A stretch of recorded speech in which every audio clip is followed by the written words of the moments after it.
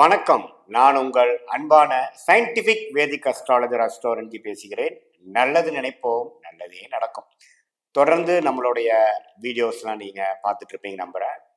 Scientific வேதிக் astrology முறையில், அதாவது அறிவியல் சார்ந்த ஜோதிட கருத்துக்கள் நம்ம பார்த்து கொண்டிருக்கிறோம்.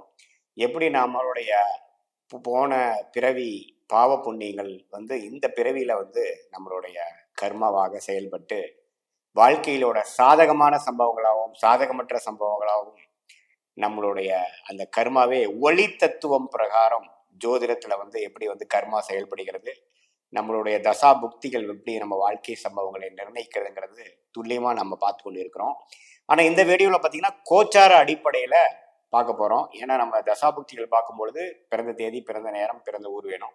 பட் கோச்சாரங்கிறது ஒரு ஒரு ராசி, நீங்க எந்த ராசியில பிறந்தீங்களோ அந்த ராசியின் அடிப்படையில இப்ப இருக்கக்கூடிய கிரக நிலைகள் ஆண்டுதோறும் மாறக்கூடிய கிரகங்கள் எப்படி இருக்குது, மாததோறும் மாறக்கூடிய கிரகங்கள் எப்படி இருக்குது பொறுத்து ஓரளவுக்கு ஒரு பொதுவான ஒரு 30-40-50% வரைக்கும் பொருந்தக்கூடிய ஒரு பலன்களாக நாம பார்க்க போறோம்.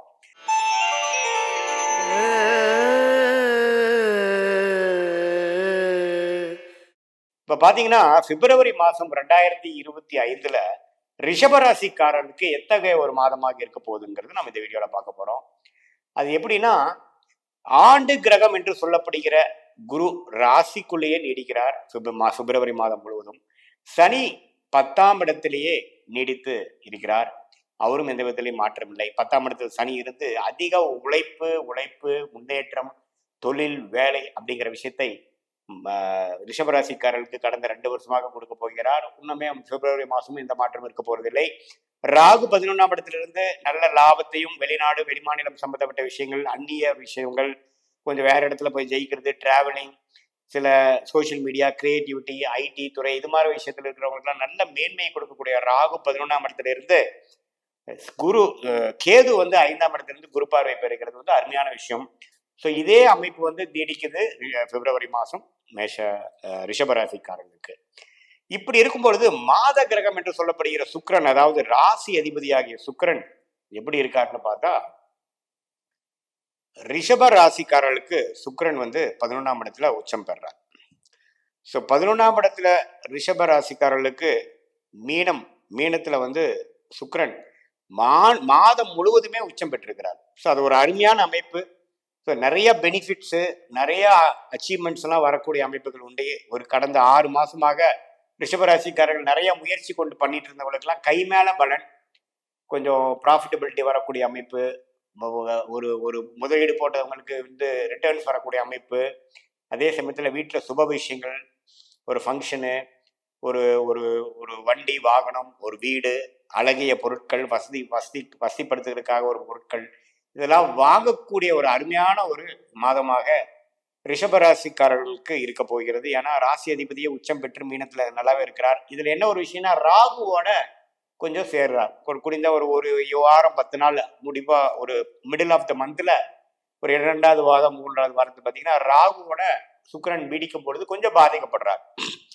ஸோ அப்ப என்ன ஆகும், சம்டைம்ஸ் கிடைக்க வேண்டிய விஷயத்துக்கு கொஞ்சம் லேட் ஆகிறது, கொஞ்சம் அஜிடேட் ஆகிறது, கொஞ்சம் ஃப்ரஸ்ட்ரேட் ஆகிறது அப்படிங்கிற விஷயங்கள்லாம் இருக்கு. கொஞ்சம் பொறுமையாக இருக்க வேணுங்கிறது நம்ம தெரிஞ்சுக்கணும். ஏன்னா எப்போ இந்த ராகு கேதுகளோட லக்னாதிபதி சம்மந்தப்படும் பொழுது, அதாவது ராசியாதிபதி சம்மந்தப்படும் பொழுது கொஞ்சம் கைக்கு வந்தது வாய்க்கு வரலைங்கிற ஒரு டென்ஷனும், ஒரு எதிர்பார்ப்பு நிறைந்த ஒரு வாழ்க்கையும் அந்த டைம்ல கொடுக்கும். அது ஒரு வாரம் 10 நாளுங்கிற அளவுக்கு தான் அந்த அமைப்பு இருக்கே ஒழிய, அது நம்ம ஒரு லைஃப் சேஞ்சிங்கான ஒரு அமைப்புகள் இருக்க போகுதுங்கிறது நாம பார்க்க போறது இல்லை. அதோட பரவாயில்லை.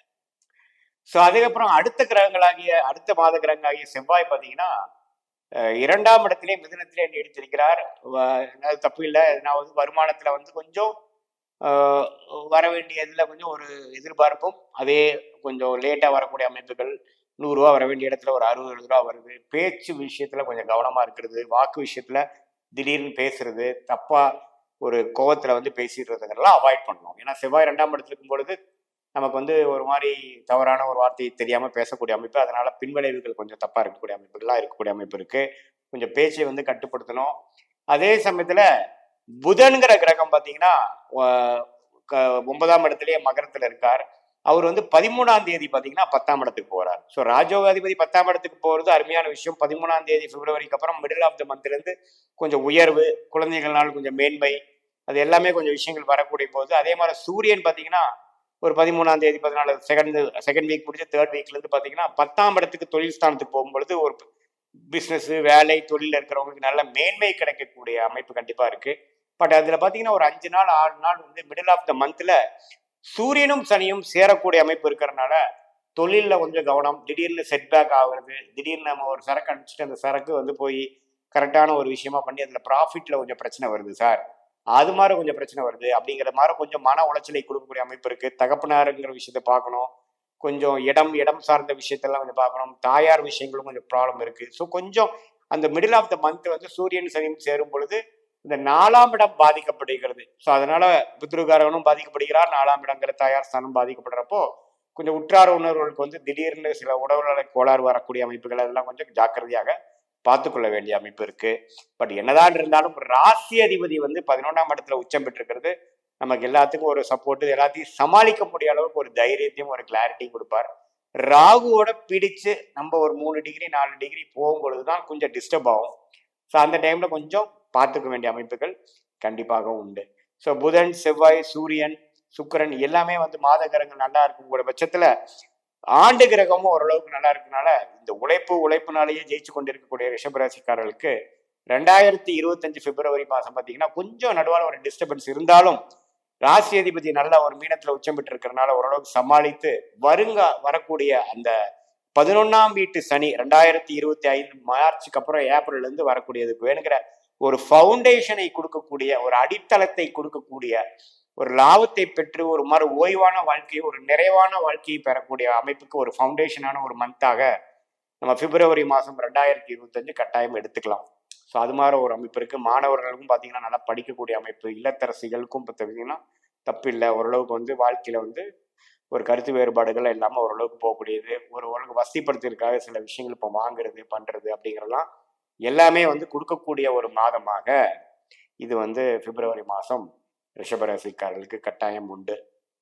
ஸோ எப்போ வந்து ராசி அதிபதி வந்து நல்லா வந்துட்டாரோ அதுலேருந்தே பார்த்தீங்கன்னா உங்களுக்கு ஓரளவுக்கு சமாளிக்கக்கூடிய அமைப்பு வந்துடுது. இது வந்து ஒரு பொதுவான பலனை தவிர உங்களுடைய தசாபுக்திகள் எப்படி இருக்குது, நீங்கள் எந்த நேரத்தில் பிறந்தீங்க, எந்த தேதியில் பிறந்தீங்க வச்சு, எந்த ஊர்ல பிறந்தீங்க வச்சு, நீங்க எந்த நட்சத்திரத்துல பிறந்தீங்களோ அந்த நட்சத்திராதிபதி தான் முதல் திசையாக இருந்து அடுத்தடுத்த திசைகள் வந்து எப்படி இருக்கு, நீங்க என்ன லக்னத்துல பிறந்தீங்க, உங்க லக்னாதிபதி எப்படி இருக்குது, உங்க தசநாதனும் புக்திநாதனும் கோச்சாரத்துல எப்படி இருக்கிறாங்க, அதெல்லாம் மிக்ஸ் பண்ணி கோச்சார இந்த பொது பலனாகிய ராசி ரிஷபராசிக்கு பலன்களையும் தசாபுக்திகள் பலனையும் நம்ம கூட்டு மிக்ஸா பண்ணி நம்ம வந்து இப்போ பார்க்கும் பொழுது ஷார்ட் டேர்ம் ஃபியூச்சர் எப்படி, லாங் டேர்ம் ஃபியூச்சர் எப்படி, பாஸ்ட் எப்படி வந்தது, எது வந்து கோயிங் ஃபார்வர்ட் நமக்கு வந்து கரெக்டான டைரக்ஷனாக இருக்கும், எது மாதிரி அமைப்புகள் இருக்குங்கிறது துல்லியமாக நம்ம இந்திய வேத ஜோதி அடிப்படையில் சயின்டிஃபிக் வேதிக் அஸ்ட்ராலஜி முறையில் எந்த ஒரு மூட நம்பிக்கையில் போகாமல் உள்ளது உள்ளவாறு நம்ம பார்க்கலாங்கிறது நேயர்கள் தெரிஞ்சு கொள்ள வேண்டும். இது ஒரு பொதுவான பலன்கள்ங்கிறது தெரிஞ்சுக்கணும்.